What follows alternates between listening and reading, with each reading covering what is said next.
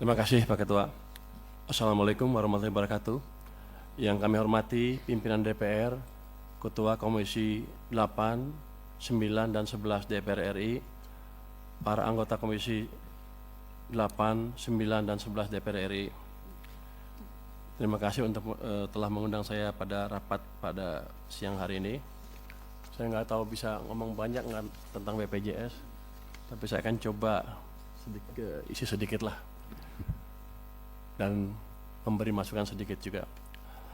Bapak Ibu pimpinan anggota Komisi 8, 9, dan 11 yang saya hormati, sebagaimana kita ketahui bersama bahwa APBN 2026 next didesain tetap ekspansif dan sustainable untuk mendukung 8 agenda prioritas yang diantaranya untuk mewujudkan kesehatan yang berkualitas, termasuk untuk mendorong efektivitas program jaminan kesehatan nasional atau JKN, sehingga akan meningkatkan akses, kualitas layanan, serta mampu memproteksi keuangan masyarakat dalam memenuhi biaya kesehatan. Kalau kita lihat tuh total biayanya mencapai 247,3 triliun rupiah. Jadi pemerintah betul-betul serius memperbaiki kesehatan masyarakat. Ini mungkin angka yang kadang-kadang orang nggak tahu. Kalau saya di keuangan juga bingung, pusing terus. Ini besar terus, makin besar, tapi nggak apa-apa. Ini memang kewajiban pemerintah untuk menjaga kesehatan masyarakat. Next. Berbagai program pemerintah memberikan manfaat yang diterima langsung oleh seluruh lapisan masyarakat.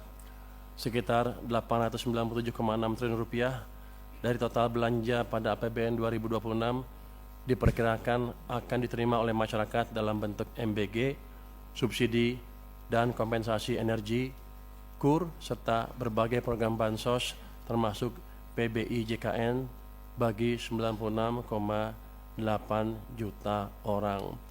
Jadi terlihat sekali keberpihakan pemerintah terhadap masyarakat ya.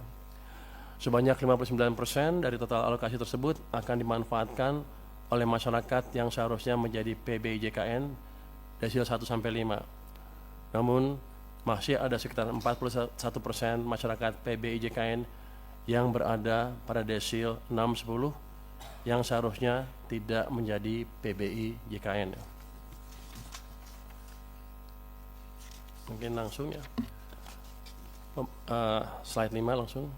Pemerintah secara konsisten mewujudkan kesehatan yang berkualitas. Pada tahun 2026, pemerintah telah mengalokasikan anggaran kesehatan yang mencapai 247,3 triliun rupiah, seperti yang saya sebutkan tadi, meningkat 13,2% dibanding tahun sebelumnya.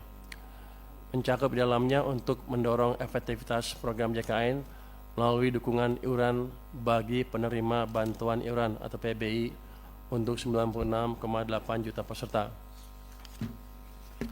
Seperti yang tadi disebutkan juga oleh Menteri Kesehatan. Komitmen pemerintah terhadap JKN diwujudkan melalui dukungan pembiayaan JKN yang terdiri dari pembiayaan defisit. Sejak tahun 2014 sampai 2019, tren pembiayaan JKN mengalami peningkatan defisit. Penyebab utama karena gap iuran dengan manfaat.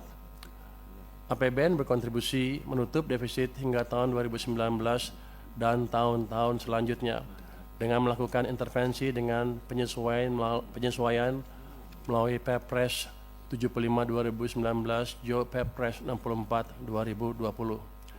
Yang kedua adalah melalui pembayaran iuran bagi penyelenggara negara ASN mencangkup pekerja penerima upah penyelenggara negara, ASN Pusat, TNI, dan Polri, juga yang bukan pekerja penyelenggara negara, yaitu pensiunan dan veteran. Yang ketiga melalui jalur pembiayaan P4 untuk reformasi JKN. Dukungan reformasi JKN melalui skema program for result atau P4 dalam rangka penguatan kualitas dan akses layanan dan keberlanjutan dan efisiensi penajaman belanja kesehatan dalam JKN. Berikutnya, pemerintah juga mendukung JKN dengan membayarkan iuran PBI JKN melalui DIPA Kemenkes. Komitmen pemerintah terlihat dari capaian PBI JK yang selalu di atas 99% sejak tahun 2023. Sejak tahun 2021, besaran iuran jaminan kesehatan bagi peserta pekerja bukan penerima upah atau PBPU dan bukan pekerja atau BP dengan manfaat pelayanan di ruang perawatan kelas 3 telah disamakan dengan iuran peserta penerima bantuan iuran atau PBI, yaitu sebesar Rp42.000 per orang per bulan. Dari total iuran tersebut, Rp35.000 dibayarkan oleh peserta PBPU dan BP atau pihak lain atas nama peserta, sementara Rp7.000 dibayarkan oleh pemerintah sebagai bantuan iuran. Dengan rincian Rp4.200 ditanggung oleh pemerintah pusat dan Rp2.800 ditanggung oleh pemerintah daerah. Saat ini pemerintah juga tengah dalam proses penyusunan rancangan peraturan presiden tentang penghapusan piutang iuran dan denda iuran jaminan kesehatan bagi peserta PBPU dan BP kelas 3. Kebijakan ini bertujuan untuk menghapus tunggakan iuran yang selama ini menjadi beban peserta, sekaligus mendorong peningkatan kepesertaan aktif dan keberlanjutan sistem jaminan kesehatan nasional. Coba bisa balik ke slide nomor 4 kalau nggak salah. Nomor 4.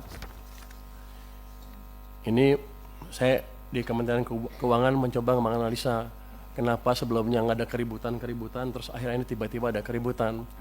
Kalau kita lihat tabel ini yang tadi juga dipakai oleh Menteri Sosial, itu jumlah penghapusan dan penggantian PBIJK yang dihapus tuh di bulan Februari tahun 2026 naiknya atau mencapai 11 juta orang, itu hampir 10% dari total kan, dari 98.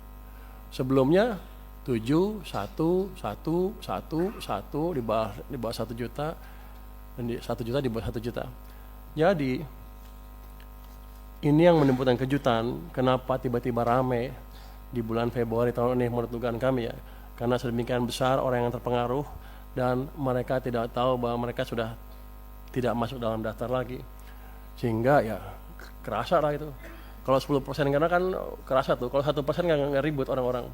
Begitu 10, hampir yang sakit tuh hampir semuanya kena tuh, dugaan saya ya. Jadi ini yang mesti dikendalikan ke depan. Kalau ada angkanya drastis seperti ini ya di smoothing sedikit lah, di average 3 bulan atau 4 bulan atau 5 bulan terserah, tapi jangan menimbulkan kejutan seperti itu.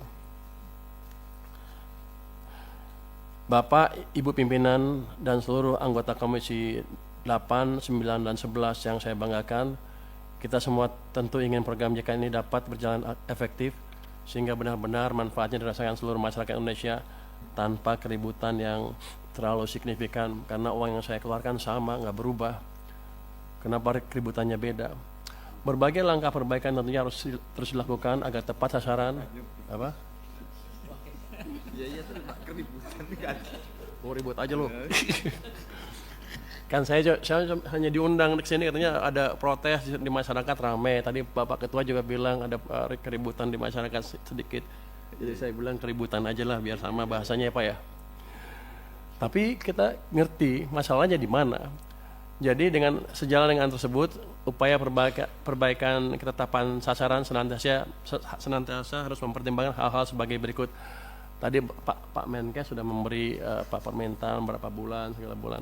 Saya perkuat sedikit deh. Pertama, perubahan data PBI JKN pada prinsipnya merupakan upaya untuk meningkatkan kualitas dan tata kelola program JKN agar lebih tepat sasaran, melindungi masyarakat miskin dan tidak mampu. Itu. Jadi pemutahirannya jangan bikin keributan. Yang kedua, penonaktifan peserta PBIJK dapat dipertimbangkan untuk tidak langsung berlaku, namun diberikan jangka waktu 2-3 bulan, tadi Pak Menkes 2 bulan, 2-3 bulan yang disertai dengan sosialisasi kepada masyarakat. Jadi begitu mereka masuk list, tidak masuk lagi ke daftar PBI, langsung trigger sosialisasi ke mereka bahwa mereka tidak masuk lagi ke list itu, sehingga mereka bisa melakukan tindakan yang diperlukan, entah membayar dengan tempat lain atau gimana. Tapi jangan sampai yang udah sakit tiba-tiba begitu mau cek cuci darah lagi tiba-tiba nggak eligible, nggak berhak. Kan itu kayaknya kita konyol. Ya, padahal uang yang saya keluarin sama. Saya rugi di situ, uang keluar, image jelek jadinya. Pemerintah rugi dalam hal ini, Pak. Kemudian masukan dari kami adalah penentuan jumlah PBI dilakukan dengan hati-hati dan terukur dengan mengedepankan ketepatan sasaran, kemudahan akses layanan, dan menjaga keberlanjutan program JKN. Tadi kan kalau ditanya ada nggak ruang untuk ngisi orang-orang tadi yang nggak masuk, kan ada. Kan masih 96 juta sekian kan, targetnya 98. Harusnya kalau prosedurnya clear, nggak ada masalah itu. Jadi masalahnya adalah masalah operasional, masalah manajemen, dan masalah sosialisasi yang harus bisa dibereskan secepatnya. Kalau itu membuat uang yang saya keluarkan untuk Anda lebih kecil, saya mendukung. Ribut dikit nggak apa-apa. Tapi ini kan sama, uang yang saya keluarkan sama, ribut lagi. Saya rugi banyak, Pak. Ke depan tolong dibetulin. Dengan demikian penjelasan kami tentang dukungan APBN 2026 untuk mendorong efektivitas program JKN dalam rangka mewujudkan SDM unggul, sehat, produktif, dan berdaya saing untuk menghadirkan Indonesia yang tangguh, mandiri, dan sejahtera. Terima kasih. Kami kembalikan kepada pimpinan. Wassalamualaikum warahmatullahi wabarakatuh.